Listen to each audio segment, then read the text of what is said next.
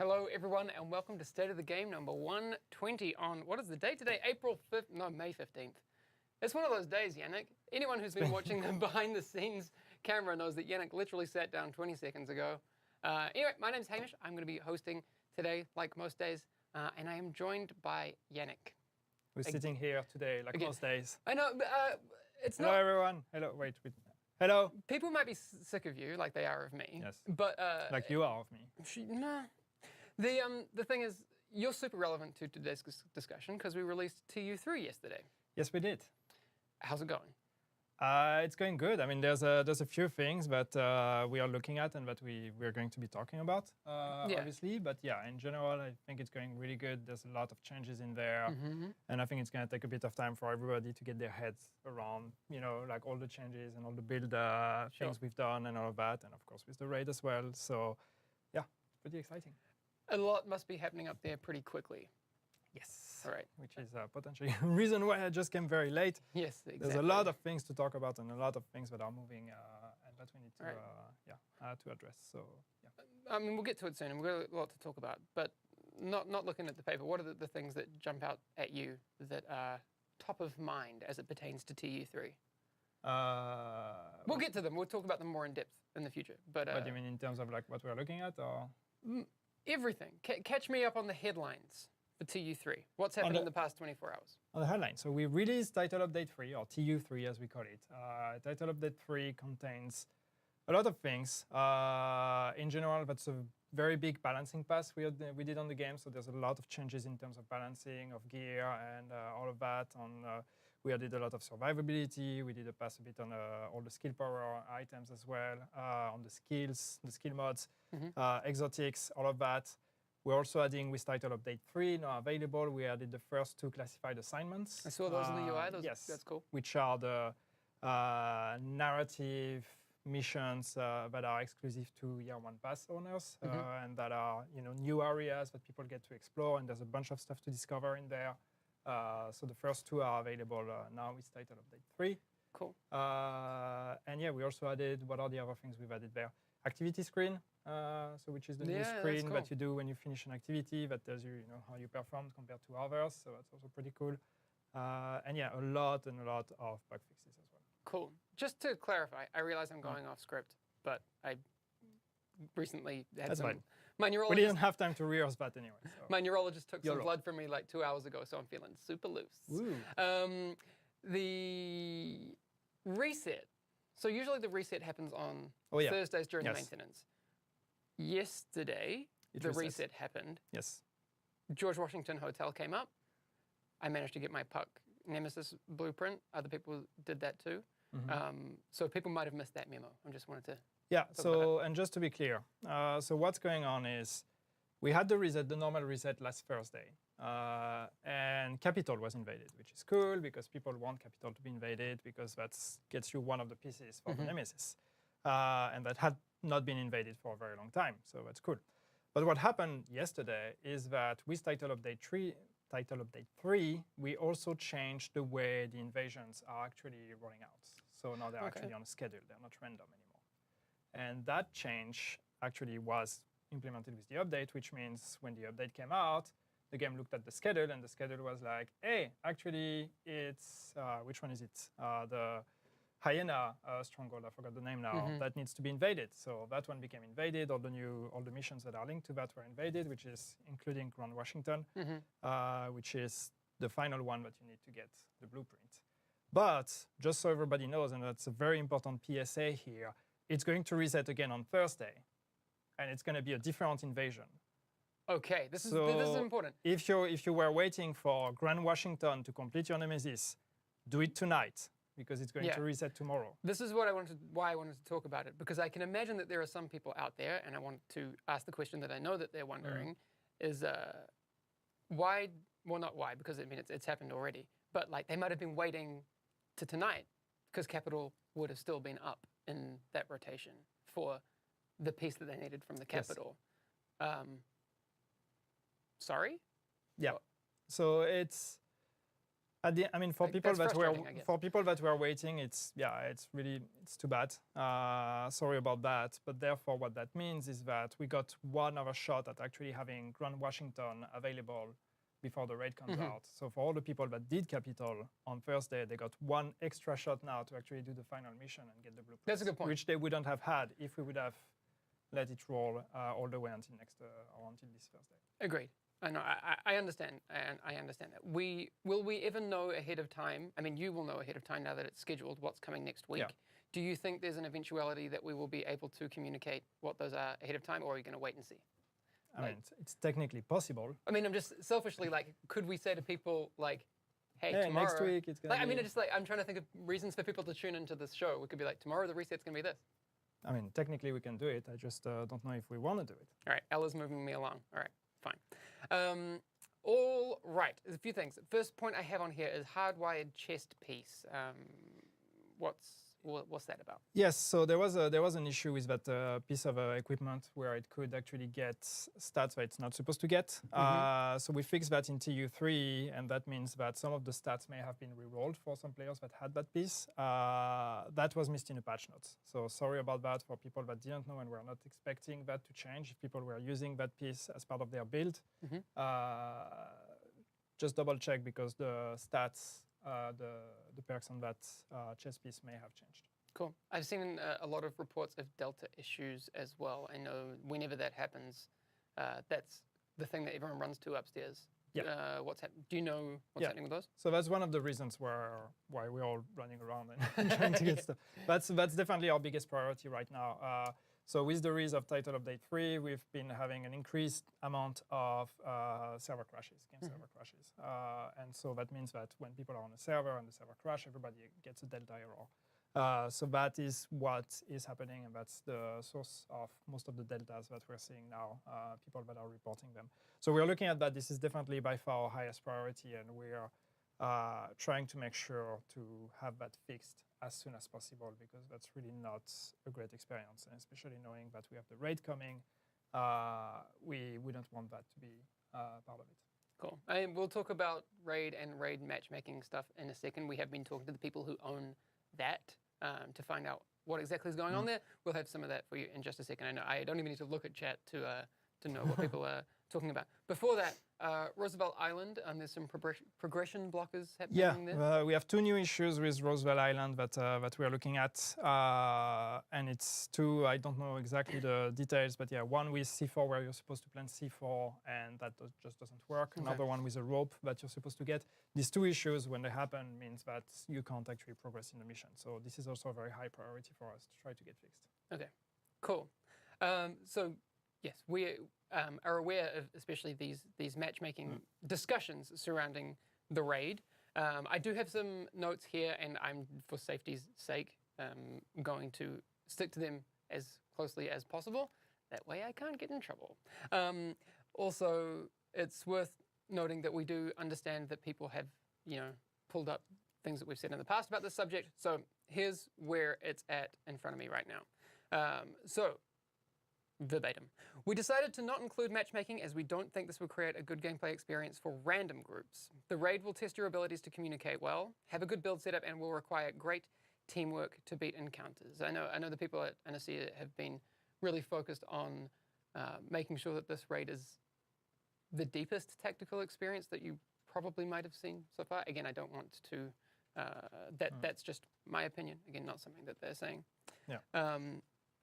Do you want me to just comment on that rather than reading the text? Please. Because we've been having a lot of discussions about it. And yeah, the important part about the raid is just that people shouldn't look at it thinking of or comparing it too much with incursions, for example, in the past. These are completely different things. So the idea with the raid, and especially the raid when we launch it, as an initial discovery when it's going to be made available, we want to make sure that this experience is an experience where you have to prepare for it, where you have to build a team, you have to organize yourself, you have to really try to define the builds that everybody's going to be using, the roles that everybody's going to be playing. Then you attempt, you potentially fail, then you talk about it, you change your strategy and all of that. So communication, preparation, and organization are extremely important for us. And again, especially as part of the discovery phase when we make the raid available. And for that, we don't think that matchmaking is a good solution, because that would mean that there's a risk you would end up in a group that doesn't talk to each other, doesn't talk the same language, you didn't get prepared for it. It's really not the kind of experience where you just matchmake, you go in, you DPS, and then you get your loot. Sure. That's something completely different. So it's very important for us that this initial discovery is in that mindset of like having prepared for it as much as possible. And we also really want to reinforce the social aspect of it, of having to like meet like-minded people that are going to help you build your team and that are going to help you beat it. So it's something that's very important for us. Okay. But now, of course, that being said, that's also, that's a feature, that's an activity that's going to keep evolving moving forward. That's something that we want to keep make evolve as well. So we're happy to keep the conversation going and see how it goes and how people like it and whatever, and how important it is. And then, depending on how the conversation goes, we will make adaptations. Yeah, cool. I do want to reiterate that it's really important, and you might just think it's lip service, but we definitely do hear a lot of the player side of this concern. I know someone brought up a really good point on it was either on Twitter or Reddit, that I don't really interact with that many people in the game, but I really want to be able to play this content. That's we want you to be able to play it too. That's important, and that's cool. And just so like so everybody knows, it's not something we're taking lightly. I mean, it's been a big discussion internally as well, and we know that some people like that, some people don't like that. Some people want the raid to be like really exclusive to that kind of group of people. Some others want to make have a chance to experience it, even if they don't have like a fixed group of 8 people or whatever. So we want to make sure that everybody gets a chance. But when it comes to the initial launch and the initial phase and like people discovering it and going at it and playing it for the first time, it's really that kind of experience we want. It's about the ultimate group building strategy experience for the division. Yeah, cool. I would like to also note that there are great places to find like-minded players, like you mentioned, on our Discord. Yeah. And there are other communities out there too. It doesn't have to be there. But discord.gg/thedivisiongame, we have channels on there which are looking for group channels. So if you're looking to get into a little bit more of the social aspect of the division, which I mean, it's going to be hard to avoid that in an 8-player raid because there's other people there. So yes, that it's a social activity, just by design. Okay, I mean, I'm excited, and please do keep talking to us about what you think. Keep the conversation going, absolutely. Let's be real, the raid isn't out yet. Nope. So there's going to be even more of a conversation to have once people can experience it. Yes. So do not stop with that, please. All right, this is some of the stuff that we covered before. You said classified assignments. For people who don't know what those are, can you give a little bit of a rundown of how people access them, what they are, what type of things they can experience? So again, classified assignments are PvE activities. They're missions, small missions that are available in the world that are narrative-driven mostly, and that allow you to kind of explore the idea of the fall of TC, what actually happened prior to you actually arriving there. So it's a very interesting piece of extra lore for the people that are interested in that. And it's also a kind of different way of creating a gameplay environment, because it's a lot about exploration. There's a lot of hidden small things there and collectibles that you will get to find. So you need to localize them and get them. And basically, to access it, you see an area on the map when you are eligible to actually get a classified assignment. You will see an area on the map where the game will tell you, hey, there's a classified assignment in that area. So you need to go there, explore, and find the entrance. And once you find the entrance, you unlock it, and then you can go in. Okay, cool. Apparently, we're having an audio issue. Do we want to move Yannick's microphone? How do I do that discreetly without people noticing? Everybody close your eyes. I muted your mic to spare people's ears. So. Why do we need to do that? Because he turns away from it. No, I know. But okay, we'll see. This should be right. We're because I talk that way and the mic is here. Do you know what? Soon. Sorry. I've become so frustrated with these microphones. We actually do. Should we start over again from the beginning? Welcome to State of the Game. No, but fun fact, I do have some Sennheiser ME2 omnidirectional lav mics that will be hooked up soon, which will be a little bit more forgiving when it comes to these things. Is that product placement? Did you get money from Sennheiser? No, to, I didn't mention actually. Their name? I No? would totally be down for a Sennheiser product placement. Sennheiser, if you are looking to sponsor a stream, we do need some IEMs. Please. Anyway, we don't have a relationship with Sennheiser. I wouldn't mind. That's classified assignments. A Peril Event is something that is happening, and we do have an image for that. So let's pull that up while we chat about it. Yes. How long is that one running for? Do you know? Yeah, it's the same as the last one. So it's about it's a 3 weeks long, and then there's the extra week, extra final week at the end. Cool. All right. Nice. Nice. I actually haven't even seen what the outfits look like. So I'm sure they look cool. yes. My bad one looks Does it work mechanically the same as the last Apparel Event, or is there anything that we need to know about it that is slightly different? Yes, no, it works exactly the same. Okay. So May 16th to 23rd, log in to get a free Dark Hours cache key. That's cool. May 16th to June 16th, keys can be obtained through gameplay and purchased. That's good to know. June 6th to 13th, last chance, buy caches for cash. And finish the collection before the special uniform reward gets removed at the end of the event. Just to be clear, because I think there's a typo, May 16th to June 6th is when you can obtain the keys That's through a typo. gameplay. All right, to that and second from June point. 6th to 13, you cannot get them through gameplay anymore. If you're missing some keys, you will have to purchase them. Yep, cool. Who do we blame for that typo? Blame, anyway. Somebody that is in that room, All right, not that's in fine. front of a camera. Okay, free keys. You can get through weekly apparel projects, field proficiency, DZ proficiency caches, those sorts of things. So it's the same as last time. Yeah, cool. It's the same, All right. functionality. And if you are a year but one, with new stuff. nice. And more items, actually. Yeah. Year one pass owners will get 3 additional free keys. Good to know. Pre-order and ultimate edition owners, oh no, exclusives, they can now be bought for premium credits. What? That's cool. Do you know about this?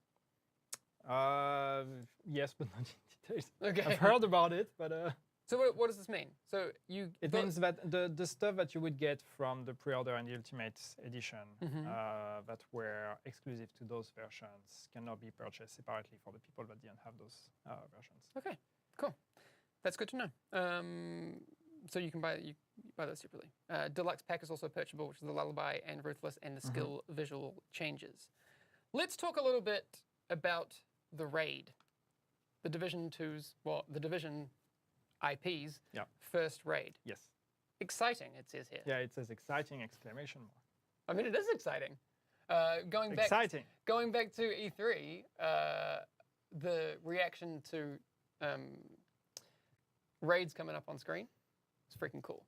Yes. To everyone, and for good reason, because it's something that we've been wanting in the game for a very long time. But everybody's been asking for. You know, it's such a natural fit for the Division and the kind of game it is. That I would have loved to have it in Division 1. We had the incursions, which were already a step in that direction, and we're so happy to get it for Division 2. Can we say the release date of the raid? Has that gone out yet? Yes. Okay. Just wanted to double check. There's a countdown in the game also. Oh, so. yeah, no, of course. Yeah, okay. Yes. I saw that. All right, just wanted to double check. Like I said, I'm a bit lightheaded. 6 p.m. on Thursday. Tomorrow, for yes. us. 6 p.m. CEST, that is. Yes, so gear score requirement 490, that's in the game Yep. as well, I guess. Yeah. People have seen some of the new gear sets. The exotic AR, which I think is called the Eagle Bearer. That looks cool. Yes. It's in the trailer for like 1 second.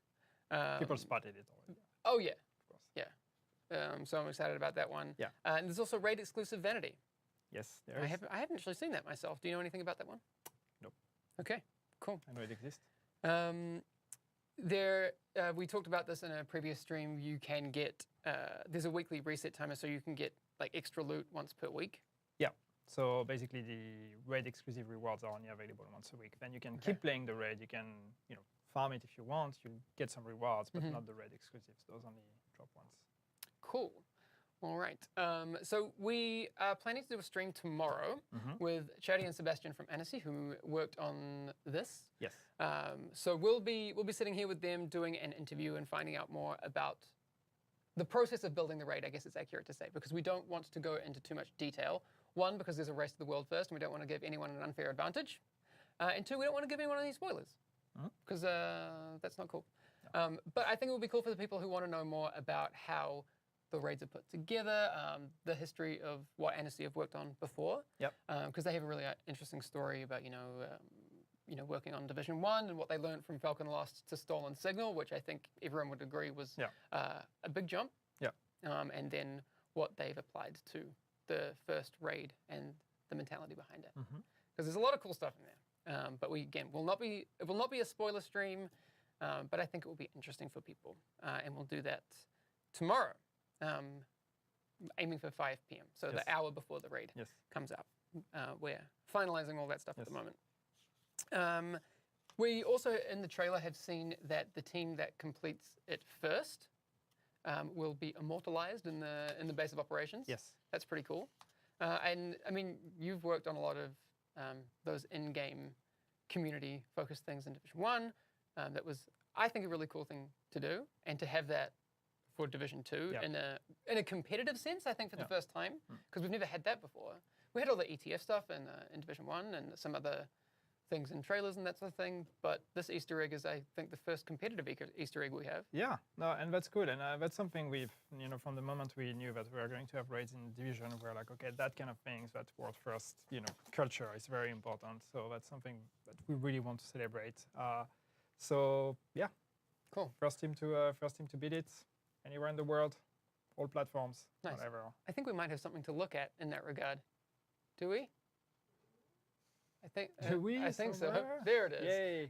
So the race to world first for Operation Dark Hours. So you can see on the left there that there will be an image of you immortalized in a fancy gold frame, no less. Yeah. Very regal, very presidential. Yeah. The most presidential. Yeah. Beat the raid. There's a raid trophy too. That's cool. And if you beat the raid during the first week, I guess that's for anyone. You can get a limited edition arm patch. Yeah. Wait, Ella, did we have the thing down here? The framed one? We don't have it. We actually had one of those Her world physically here. You could leave it on this camera and go run up and get it if you wanted, but I don't think it's important. We'll show it on the stream tomorrow. That's fair. But we actually do have physical embroidered patches. So we'll find out who those go to, and we'll communicate that. And one thing that's important regarding the world first, because I've seen people being worried about that but the world first are going to be cheaters and exploiters and all that. When we say world first, we mean like legit. Yeah, we're looking closely at that. We're going to be looking closely at that. We're going to be confirming if that's actually a legit win or not. Yeah. So it's not just about cheating and exploiting the game. It's actually beating the raid by the rules. Yep. And if you're cheating or exploiting anyway, we will find you. It's not just about not getting world first. Yannick has special skills. We'll come to your house. He'll go full Liam Neeson on you.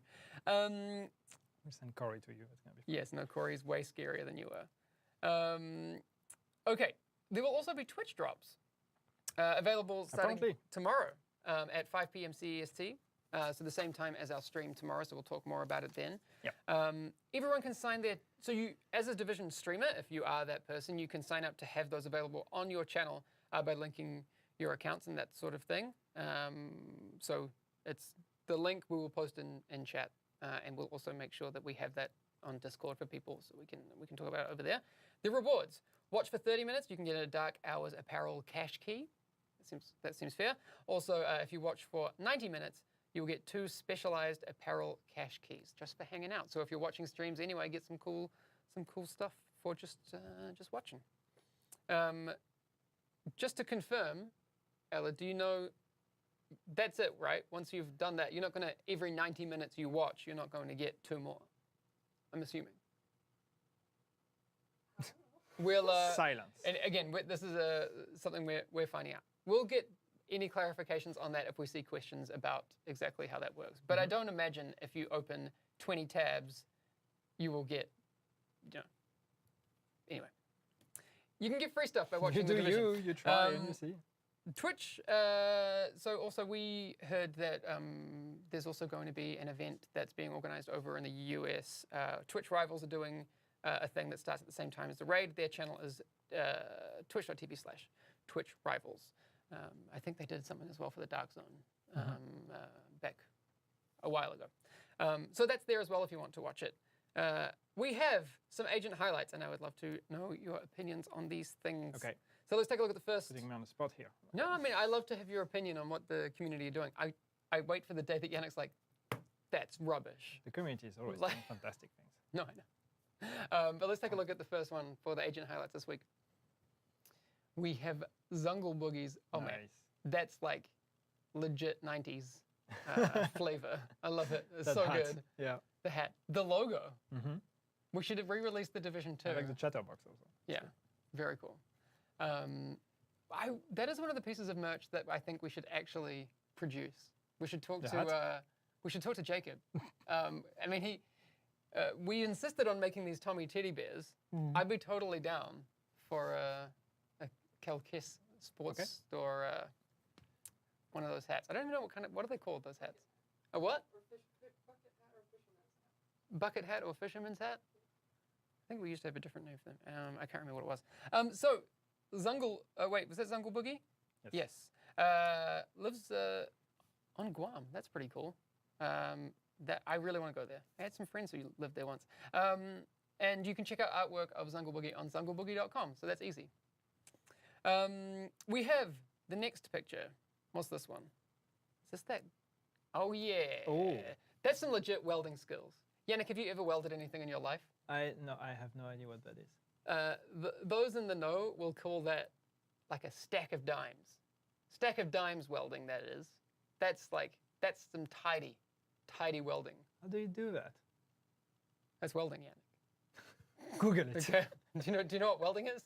No, What? I don't know the English word, so Oh. I don't know what that means. Welding, when you basically fuse two pieces of metal together. Ah, okay. Anyway, I'll You'll see. You can. I'll learn go away and English with educate English. Yannick on this. So yes, that is Huncho Howell on Twitter. So go and check that one out. But some welding art. That's the first time we've seen welding art, and it's not also bad welding art, which I want to point out. No. That is some tidy Are you welding. implying that we've seen bad welding art? No, but I also. Why are you so rude to our community? No, I'm not. I'm just calling out that what you're seeing there from Huncho Howell is like precision welding. I'm just making a special effort to call out how good that welding is. It looks good. There you Looks go. really good. All right, last one for agent highlights for this week. Millie Carter, a South Korean agent, very cool. Lives in South Korea. There you go. Nice. It's cool. The community in Korea has been very, very supportive. Obviously, you were here last week when we sent a localized message to that community. But that is a sick cosplay. 10 out of 10. It's a bit warm for summer. Okay, I told you Yannick would throw some shade. But It looks good. It looks really good. I'm just pointing at the practicality of having an agent wearing a hoodie and a leather jacket in summer.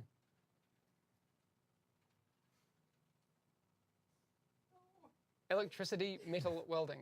Ella's sending us a really cryptic message. Do you want us to explain what welding is? Do you want to show us a YouTube tutorial? We're not going to do like a rundown of the differences between MIG and TIG welding. That's not that stream.